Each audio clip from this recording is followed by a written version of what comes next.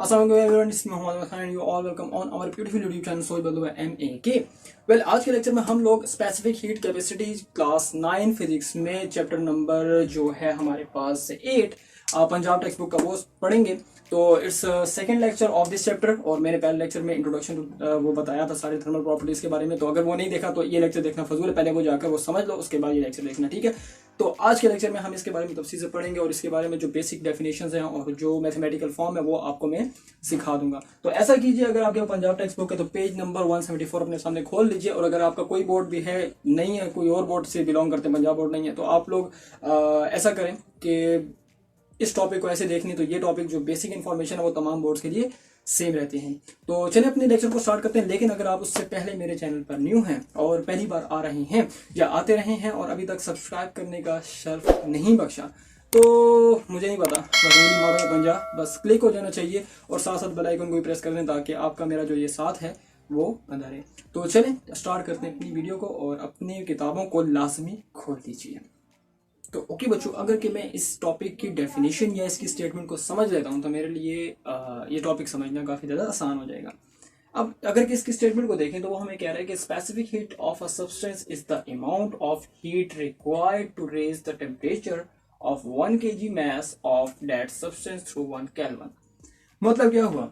मतलब ये हुआ कि अगर मेरे पास 1 kg mass है, ठीक है, फॉर एग्जाम्पल मैं समझ लेता हूँ कि मेरे पास ये 1 kg mass है। रूबिक्स क्यूब फिर आ गया, ठीक है, हर लेक्चर में रूबिक्स क्यूब आ जाता है।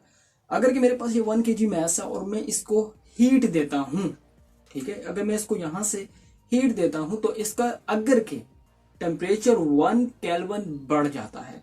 मतलब क्या हुआ इस सारे सिनेरियो में, इस 1 kg mass को मैंने कितनी हीट दी? इतनी हीट दी कि अगर के इसका टेम्परेचर जो है वो 1 Kelvin बढ़ जाए। बेसिकली हीट हमारे पास एनर्जी होती है, ठीक है, और एनर्जी क्या करती है कि यहाँ पर ये जो हीट एनर्जी है या हीट है, ये इसका टेम्परेचर 1 Kelvin बढ़ा देता है। तो हम उसको कहेंगे कि ये हमारे पास स्पेसिफिक हीट कैपेसिटी है। अब थोड़ा सा इसको, इस रिलेशन को इस तरह से समझते हैं कि अगर हमारे पास ये मैथमेटिकली फॉर्म जो है, अगर कि हम इसको इसके साथ रिलेट कर लेते हैं तो हमारे लिए समझाना या समझना, मेरे लिए समझाना और आपके लिए समझना काफी इजी हो जाएगा। मतलब क्या हुआ? मतलब ये हुआ कि अगर मेरे पास कोई मैस ऑब्जेक्ट है, ठीक है, जाहिर सी बात है कि जब आप हीट देते हैं तो आप किसी मैस ऑब्जेक्ट को देते हैं ना। तो ऐसे में हमारे पास जो है, लेट्स से ये हमारे पास मैस है जो कि मैंने अभी आपको डेमोस्ट्रेट करके बताया, और मैंने इसको यहां से, ठीक है, फॉर एग्जांपल मैंने इसको यहां से क्यू हीट दी है। अब जो ये क्यू है ये मेरे पास क्या है? ये मेरे पास हीट है, और जब मैं इसको हीट दूंगा तो इसका टेम्परेचर जो है वो बढ़ जाएगा। जाहिर सी बात है कि टेम्परेचर मेरे पास बढ़ेगा। तो ये जो हीट है क्यू मैंने मैस को दी और उसका टेम्परेचर बढ़ गया। अब यहाँ पर अगर कि ये मैस मेरे पास 1 kg हो और ये जो टेम्परेचर है ये मेरे पास 1 Kelvin हो, तो ऐसे में अगर कि मेरे पास 1 kg मैस में हीट की वजह से 1 Kelvin टेम्परेचर बढ़ जाता है, तो इसको मैं बोलता हूं कि ये मेरे पास स्पेसिफिक हीट कैपेसिटी है, या फिर सिंपल ये इसको हम दूसरे लफ्जों में हीट कैपेसिटी भी कहते हैं, वो हम बाद में डिस्कस कर लेंगे। लेकिन यहां पर हम सिर्फ और सिर्फ स्पेसिफिक हीट कैपेसिटी ही लेंगे। अब क्या होगा? अब इसको थोड़ा मैथमेटिकली देख लेते हैं। मैथमेटिकली हमारे पास ये जो है ये कह रहा है हमें कि अगर के मेरे पास देखें, यहाँ पर मैं यहां से हीट बढ़ाता हूं तो वो जो हीट है मैस के अंदर जो टेम्परेचर होगा उसको क्या करेगी? बढ़ा देगी। ऑब्वियस सी बात है ना कि अगर मैंने हीट दी मैस ऑब्जेक्ट को तो मेरे पास उसका टेम्परेचर क्या होगा? वो रेज अप होगा। यहां पर ये डायरेक्टली रिलेशन है। मतलब ये कि अगर के एक क्वांटिटी बढ़ रही है तो दूसरी क्वांटिटी भी बढ़ेगी। मतलब कि हीट बढ़ रही है तो टेम्परेचर भी बढ़ेगी। किसका बढ़ेगी? मैस के साथ बढ़ेगी। अगर कि मेरे पास बड़ा मैस है, ठीक है, तो उसके लिए हीट, उसका टेम्परेचर बढ़ाने के लिए हीट भी ज्यादा दरकार है। और अगर कि मेरे पास छोटा मैस है तो उसका टेम्परेचर बढ़ाने के लिए हीट कम दरकार होगी मेरे पास। समझ में आ रही होगी बात कि अगर मेरे पास, देखो, अगर मेरे पास एक छोटा ऑब्जेक्ट है उसको हम थोड़ी सी भी हीट देते हैं तो उसका टेम्परेचर बढ़ जाएगा, ठीक है, 1 Kelvin तक। और अगर हमारे पास एक बहुत बड़ा ऑब्जेक्ट है तो उसको ज्यादा हीट चाहिए होगी हमारे पास 1 Kelvin टेम्परेचर तक पहुंचने के लिए। तो हम यहां पर कहेंगे कि हमारे पास जो ये हीट है ये टेम्परेचर के साथ क्या है? डायरेक्टली रिलेशन रखती है, हीट मैस और टेम्परेचर दोनों के साथ। डायरेक्टली रिलेशन रखती है। लेकिन आपको ये जहन में होना चाहिए कि जो हीट होती है वो हमारे पास टेम्परेचर के साथ इस तरह से डायरेक्टली रिलेशन है कि मैं हीट बढ़ा रहा हूँ तो टेम्परेचर बढ़ रहा है, हीट कम कर रहा हूँ तो टेम्परेचर कम हो रहा है। वो यूनिवर्सल वो जो थ्योरी थी हमारी कि बारिश आता है तो पानी आता है, जब ज्यादा बारिश आता है तो बस समझ तो के हो गए। अब यहाँ पर क्या होगा कि जब मैं इस प्रोपोर्शनलिटी को हटाऊंगा तो ऐसे में क्या होगा कि जब भी प्रोपोर्शनलिटी को हटाया जाता है तो वो हमारे पास इक्वलिटी में चेंज होती है, ठीक है। यानी कि इक्वलिटी में मैंने चेंज किया, लेकिन ये जो सम कांस्टेंट सी है इसकी मदद से।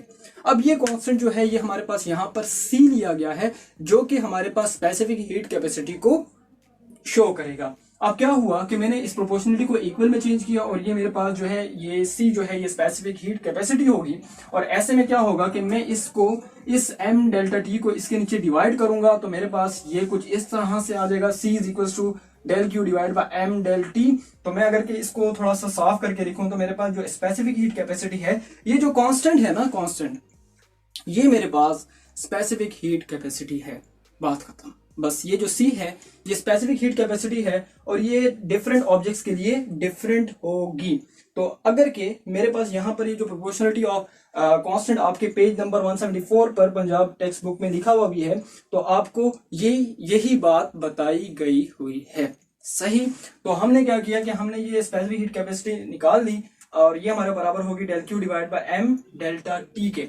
तो ये था स्पेसिफिक हीट कैपेसिटी का टॉपिक जिसमें सिंपल सी बातें हैं, कोई रॉकेट साइंस नहीं है।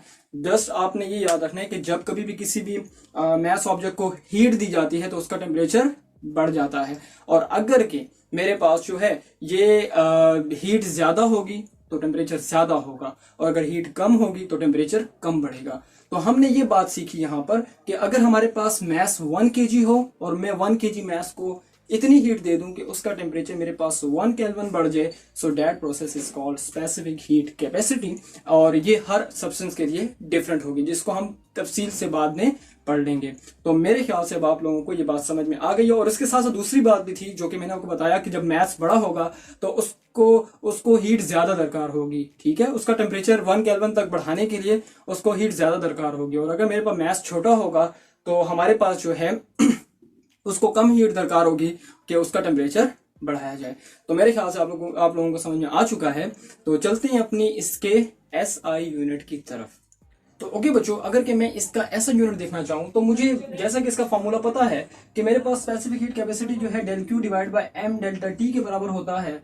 और मैं अगर के देखूं तो मेरे पास सबसे पहले हीट जो है वो एक एनर्जी है और एनर्जी का यूनिट हमारे पास SI यूनिट सिस्टम में जाउल होता है। ये मैं बात एनर्जी के चैप्टर में तफसील से बता चुका हूँ, ठीक है। तो एनर्जी है, हीट हमारे पास एक एनर्जी है तो उसके लिए मैंने जाउल पुट कर लिया। m जो है मेरे पास kg है, यानी कि मैस की जगह हम SI यूनिट kg पुट करते हैं। और टेम्परेचर जो है वो हमारे पास उसका SI यूनिट जो है वो केल्विन है। तो मैंने उसकी यूनिट्स को पुट कर दिया यहाँ पर जाउल, kg और केल्विन। एंड देन फिर क्या होगा कि केल्विन kg को ऊपर लेके जाऊंगा और केल्विन को ऊपर लेके जाऊंगा तो इनकी जो पावर यहाँ पर 1 और 1 प्लस है, जब भी डिनोमिनेटर से ऊपर न्यूमरेटर में जाती है तो इनकी पावर जो है माइनस हो जाती है, ठीक हो गया। तो joule per KG per kelvin is the SI unit of specific heat capacity. तो ये जो है ये हमारे पास कहानी थी कि हमारे पास जो स्पेसिफिक हीट कैपेसिटी है उसका SI यूनिट हमारे पास joule per KG per kelvin. तो उम्मीद करता हूँ कि आज का लेक्चर आपको समझ में आ चुका होगा। बहुत आसान लेक्चर है और साथ साथ इनकी वैल्यूज जो है पेज नंबर 174 पर डिफरेंट सब्सटेंसेस के लिए दी गई हैं। आप लोग लेफ्ट साइड पर इसको देख सकते हैं जिसमें हमारे पास डिफरेंट जो वैल्यूज हैं डिफरेंट सब्सटेंसेस की स्पेसिफिक हीट कैपेसिटी की इसमें, तो वो आप लोगों को यहाँ पर बताई गई हैं। तो मेरे ख्याल से आज के लेक्चर में आपको जो मैंने बातें बताई हैं वो समझ में आ गई होंगी। ना समझ में आए तो पीछे जाएं और आगे आ जाएं, ठीक है। इंशाल्लाह समझ में आ जाएंगे। फिर भी ना आए तो ये बंदा तो वैसे भी हाजिर है ऑन सर्विस है। तो इंशाल्लाह अगले लेक्चर में मिलेंगे। तब तक अपना बहुत ख्याल रखिएगा। मुझको इजाज़त दीजिए। अल्लाह हाफिज़।